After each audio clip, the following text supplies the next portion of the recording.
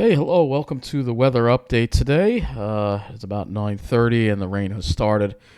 Though it started a little later than I thought it would, even though it was threatening to rain even in the afternoon. It wasn't quite reaching the ground. Here's our storm on satellite. If we go and we look at the whole CONUS view, you can see there it is right there. And this storm is pretty intense, and it caused a lot of damage in a lot of areas. We got a lot to talk about. But we'll first start with the overview on the radar right now, and you can see there's that time ahead where all the snow is happening. In Detroit, they're getting snow. It looks like you're getting snow in parts of Canada, London, Toronto, Hamilton, Buffalo, into Binghamton, and up to Newburgh. But for the most part, it's rain for us. You can see the heavier rain there that we're going to be getting into as this low here transfers its energy off to another low that's going to be developing just south of us overnight. Looking at the map here, you'll see it's a lot less going on now, but there was a lot of the storminess last night, a lot of severe weather, a lot of tornadoes, in fact. If we go back to this, we'll talk about that right now because we have severe storms that hit at least 5 dead as severe thunderstorms continue to track across Ohio, the South and Ohio Valley. This was written a little bit earlier here. It was updated. You can see here there were a number of tornadoes that touched down here. Bluegrass Airport damage from storms. There's roof damage. A lot of this was straight line winds as well. Power outages. And you can see here there was also flash flooding in Arkansas. So there was a high and EF2 in Pikes County, Arkansas, and that tornado impacted Kirby as well. So some very hard-hit areas here, hundreds of thousands without power. Very significant weather situation that happened last night. We're going to go over some of these observations in that area right now. Actually, we're going to go and look at some of these observations from some of these areas here to show you what happened here in some of these areas here. So let's go to some of these storms here.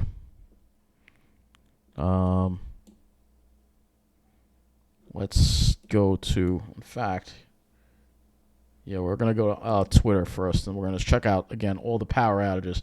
So we'll go to that first. This is the power outage map. I'll see maybe some of these numbers went down. No, they did not. So you can see a number of states.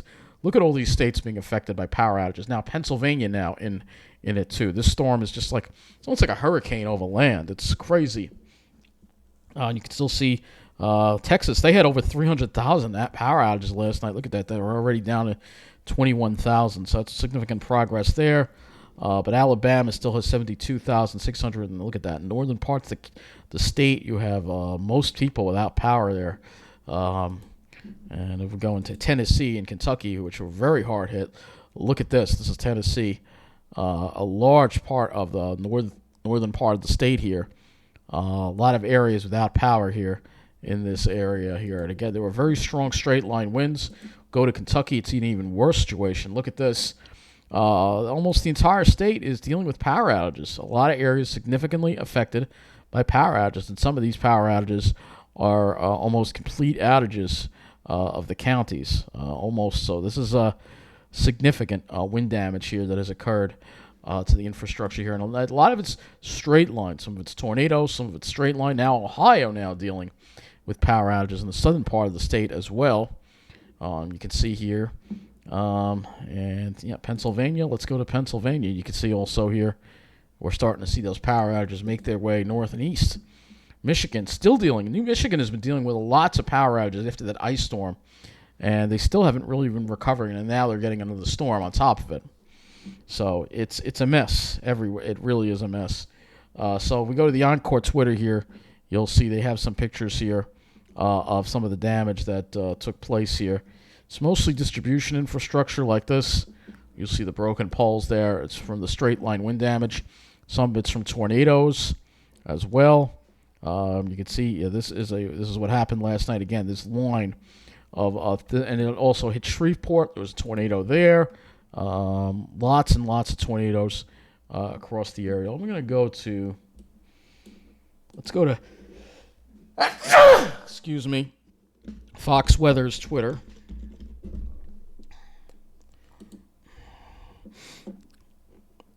you'll see here. There's thunder snow in Metro Detroit. That was being reported there. So this was the tornado in Shreveport. And this is some of the damage reports here that they have here. Tornado in Shreveport. There was lots of tornadoes yesterday, numerous tornadoes last night. And there was even one this morning in Georgia. So some of that continued. There was flash flooding in Arkansas. Another confirmed tornado in Indiana. There was a tornado in Picton, Texas. So numerous tornadoes all over the place. This is a big tornado outbreak. One of the biggest I think we've ever seen at this time of the year. Unbelievable here. All the damage here that's occurred.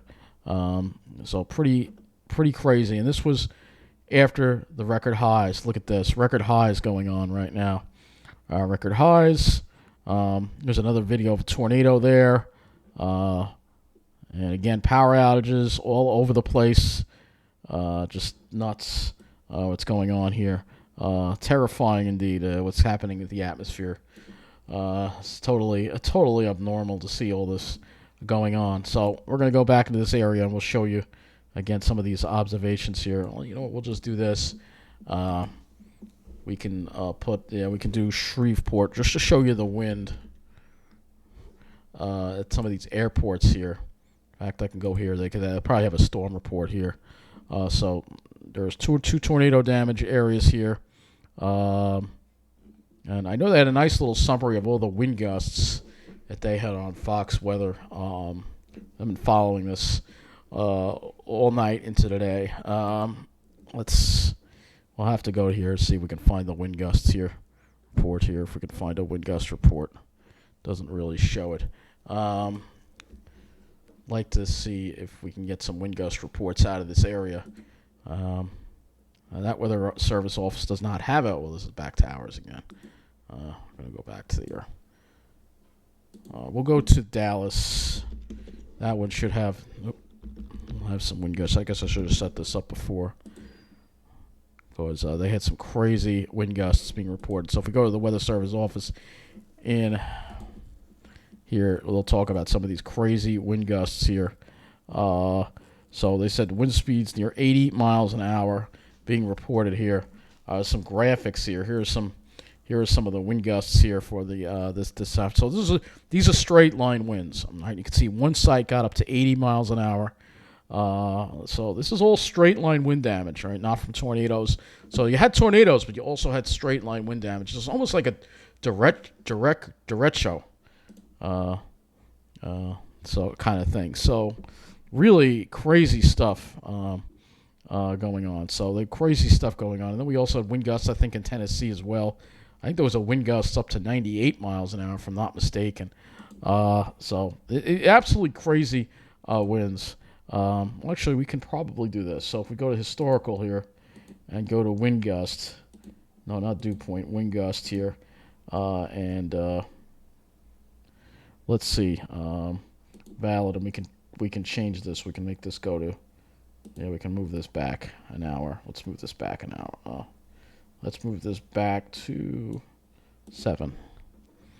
We should be able to get some more numbers. I don't know if this is going to work or not, but we'll see. I'd like to get a map of all the crazy wind gusts that we had, but it's not really showing. This isn't really working too well, unfortunately.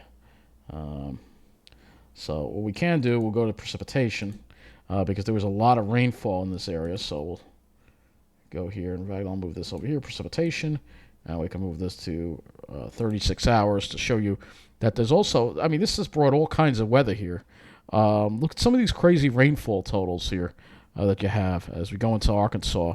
Look at this. This is in 36 hours, almost 5 inches of rain in certain areas. So there was also flash flooding as well due to this. This is a historic storm outbreak, and you can see all that heavy rain going from Arkansas into Missouri, and now making its way up into Ohio. This is where all that heavy rain is, and this is what this is the same storm that's going to be that's starting to affect us now. That will affect us very shortly as we get more into this. I wonder if maybe this would give us wind gust. Maybe no, it doesn't. Oh yeah, max wind gust. Here we go. This might work. All right.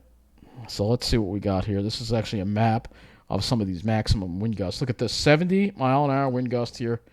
Look at this. We've had wind gusts even in West Virginia in the 60s here. Look at this. So these are the kind of winds. It's almost like a hurricane over land. A lot of this is straight line wind damage. A 73. There you go. 73. 67 in Decatur, Illinois. So these are some areas that were hit very hard by some of these winds here. And this is not showing the winds from yesterday, I think, on here, but you could see this is from today, and again, this is going to move into our area. Like I said, historic storm outbreak. It's just unbelievable what we've been seeing from this. And again, the power outage shows you how many areas are just being affected. Georgia as well, being affected by this as well. Everybody's being affected by this. So let's go back to our area now. We'll look at our observations here, and go back to just the radio station plot. And you'll see that we have our coastal flood warning now in effect. We're under a coastal flood warning. So if we look at the latest coastal, this is the rain you can see moving into our area already. Coastal flood warning is in effect, 1.5 to 2.5 feet of water above ground in most vulnerable coastal communities of all Long Island, coastal Connecticut, coastal Westchester, the Bronx, and Queens. So snow is not going to be an issue for us, but it's going to be this rainfall here, locally up to 2 inches of rain possible.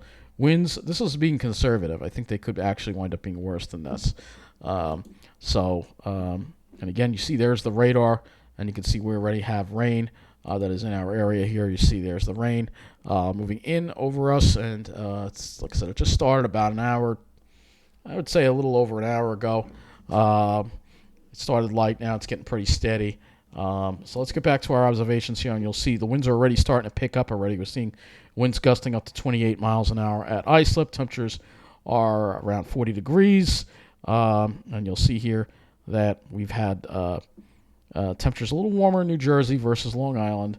And they're going to get into the warm sector there as well, just through the dew points in here to show you. The air is still pretty dry, and except we're going to stay on the cooler side of the storm, so we will not get into the warm sector. But let's go look at Islip right now. And you'll see here Islip. We have we did get into the mid-40s today. We had northeast winds, the high overcast, and then the clouds thickened, and then the temperatures dropped. The winds became a little more east-southeasterly, and the rain started at Islip about 7:35. Actually, starting to be reported at 7:35. And the winds will continue to get worse as the day goes on. We'll display the high temperatures for today. You'll see, wow, we got into the 50s today. Wow, that's remarkable. No, that's from yesterday. Hold on a minute. I got to change this. All right, here we go. All right, so mid-40s. I knew that was wrong. Mid-40s there for highs on Long Island. And mid-40s generally in New Jersey as well. So let's go to the models here. And again, very active situation across the country. And in fact, it's with satellite image. Let me go to the eastern thirds here.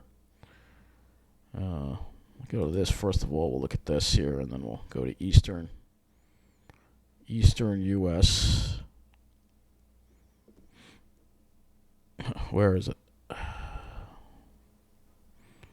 Can't find it. That's weird.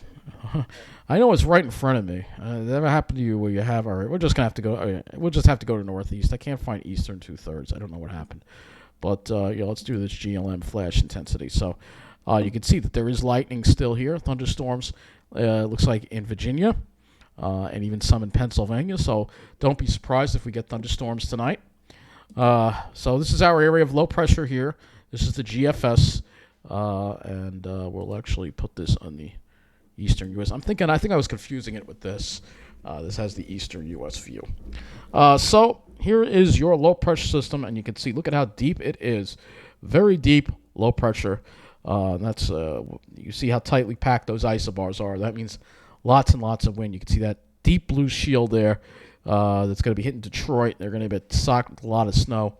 And for us, though, it's going to be rain. Here's your low. And as you go overnight, you start to see that snow spread up into Canada. Heavy snow, heavy rain for us. And you can see, look at those tight isobars over Long Island there. That's going to mean lots of strong winds from the east. That's why we have that coastal flood potential. And then as you see, that low is going to redevelop over us before sunrise tomorrow. Low press center is going to be right over us, which could help enhance some lift. And then as we go through the day tomorrow, it moves out. The rain ends, but it's still breezy, but not as bad as it will be overnight. And then we'll have more fair weather built in for Sunday with high pressure there. All right, so let's get a closer look now. So you get an idea of where the storm is doing. And again, look at how tight these isobars are. All right, so we're going to be dealing with some of these winds too as well.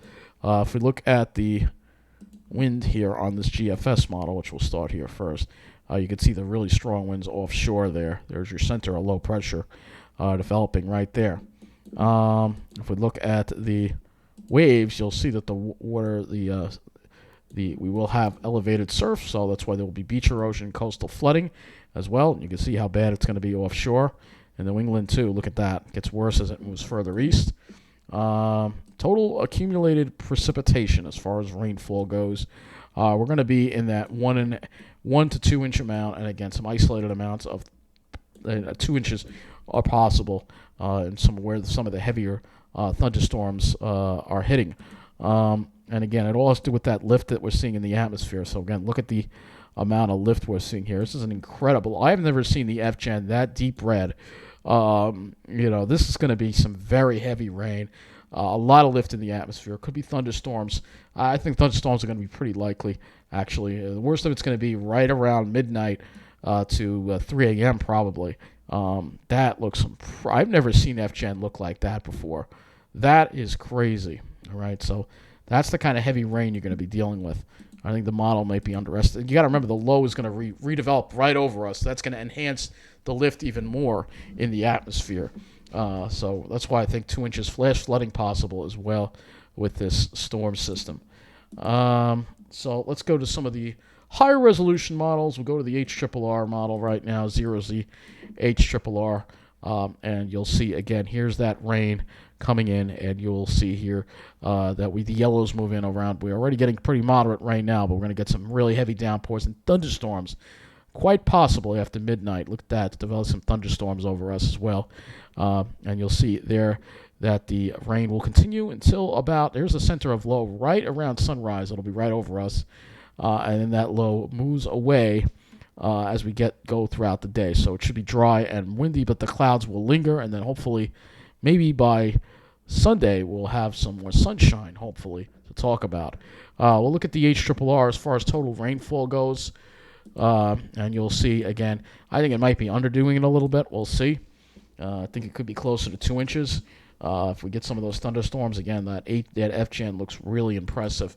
Total snowfall, we'll just put that out there. It's not going to be for our area, but you can see if you go up into the mountains of interior New England and north of Boston, you'll be getting a decent amount of snow. Northern New York as well, north of Albany into Bingham, into Plattsburgh, you're going to be getting some nice snows as well from this. But for the rest of us, it's just going to be rain.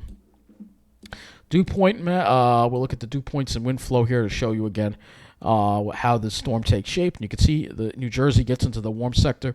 We're going to just be dealing with the east winds. But again, that warm, humid air, very warm, humid air is going to be lifted over this cold air.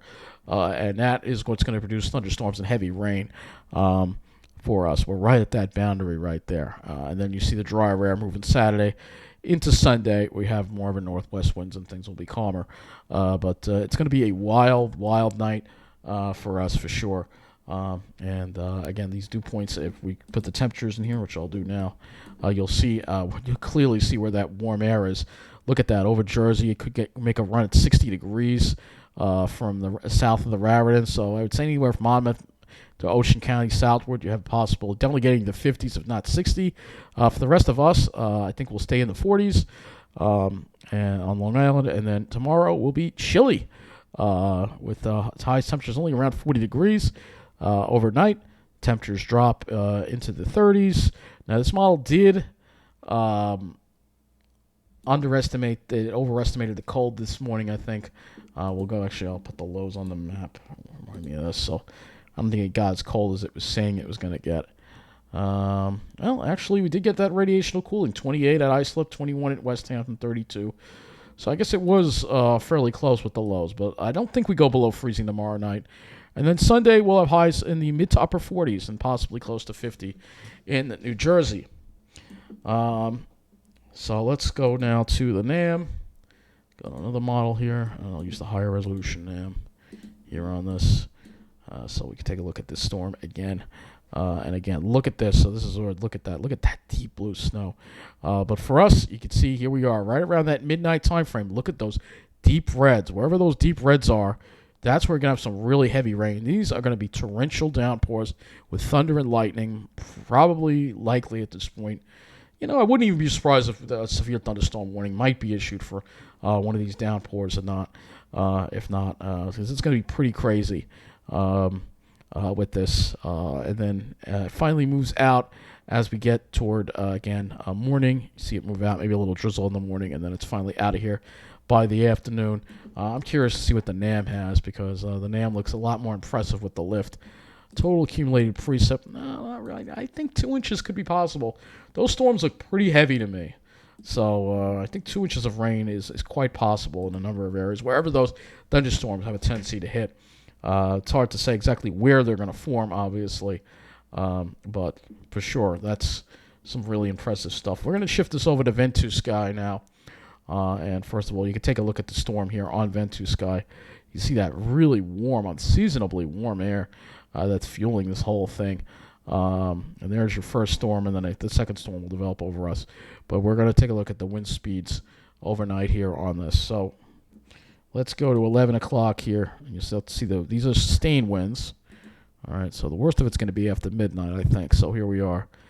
1 a.m., these are sustained winds, not wind gusts. So we have sustained winds around 20 miles an hour. Here we are, though, offshore, you're going to have winds sustained around 40. And you can see these are just sustained winds. These aren't wind gusts. So it's going to be worse than this. So let me go to the wind gusts here. And this is a little more like what we're going to see. So here we're at midnight. We have winds gusting to 40 and a lot of Long Island offshore. The beach is probably near 50. And then it gets worse as we get toward 2 a.m. with those thunderstorms. 55-mile-an-hour wind gusts offshore, probably close to 60. So there will be probably some scattered power outages. And then near 60 on eastern Long Island here. And look at this. This is the cold front here. Look at some of these wind gusts with this cold front feature. We'll have to watch that too. So that's the backside of the storm. So I don't think that holds together for us, but we're going to have to keep an eye on that. I think as that secondary low forms, look at these wind gusts again. There's the backside. Look at some of these wind gusts in the mountains here, the Appalachians. But I think they stay there. I don't think we'll be dealing with that. But this is what the storm looks like 1 p.m. tomorrow. We're out of it, but the Cape is taking it on the chin. And I mean, this thing is just really wrapping up here. It's the coastal now, really wrapping up here. 3 o'clock tomorrow. This coastal is really wrapped up quite impressively. And if we look at the temperatures, again, you'll see it would be to the Cape. It's going to be rain, but if it was colder, this would be a blizzard for sure. But we just don't have that. The air is not that cold. Let's go to the waves here. We'll look at the wave feature as well on this as well, and you can see the elevated surf here that we're going to have, again, right off Long Island shores here. 12-foot waves, perhaps as much. So things are really going to pick up here overnight with this storm here. And look at that Cape, 15 feet of waves there. The storm is really going to, look at that, 20 foot is possible. That's insane right there. Really, to tell you the truth, it really is insane. There you go, though. Look at this. I mean, this is we got going on here. And again, you can see that deep wipe, the convection that we're going to have to deal with. Let's go to windy.com. Will be the next site. This uses the European model. And we'll see how this site handles the wind here for tomorrow, for overnight. So we're going to just go right over to wind gusts here. And we'll see. This is, again, uses the European model. But you can see why I think the Weather Service is being a little conservative. Look at this wind gust off the South Shore, 66. I think we'll see wind gusts likely between 50 and 60. So you got 59 miles an hour right over Long Island there at 4 in the morning. So with these storms, we could have, again, some really strong wind gusts that are being transported down to the surface. Because if we go just aloft again, if we go just aloft, let's see, I have to go to this one here. Here we go. If we go a little bit aloft, I think I use Ventus Sky with this. So I think I use Ventus Sky with this one. So let's see, wind speed, we go a little bit above the surface here. Yeah, this is the one I want to use here. I think this is the one. Yeah, this is the one. So if we go a little bit above the surface here, let's just go about 250 meters above the ground here. You'll see the kind of wind that we're going to be dealing with here. And look at that. You can see the kind of strong winds aloft. So if you have a thunderstorm, it could tap into those really strong winds. Here we are at 3 in the morning, and you can see some of these sustained winds just 250 meters above the ground. All right, but we can go a little higher than that. Let's go to 850. This is where it really gets scary. So here you go, and you can see 1,500 meters. Look at these winds here, sustained around 80 miles an hour. So you have a thunderstorm that comes in and could tap into these winds, and these are really strong winds. And what's interesting here is that the winds are from the southeast, but if we go and we look at the actual winds at the surface, they're from the east. So there's a little bit of wind shear here. And would I say that a tornado might be possible? I can't rule it out, even though nobody else is saying that. This is a very volatile situation here.